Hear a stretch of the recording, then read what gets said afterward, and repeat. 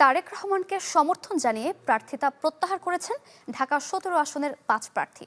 সন্ধ্যায় টেলিভিশন, ডাব, আনারস, আপেল প্রতীকের প্রার্থী তারেক রহমানের পক্ষে তাদের সমর্থন জানান। এর আগে ধানের শীষের সমর্থন জানান মোরগ মার্কার প্রার্থী। তারা বলেন, দেশপ্রেমিক জাতীয়তাবাদী শক্তিকে যে কোনো মূল্যে বিজয় করতে হবে।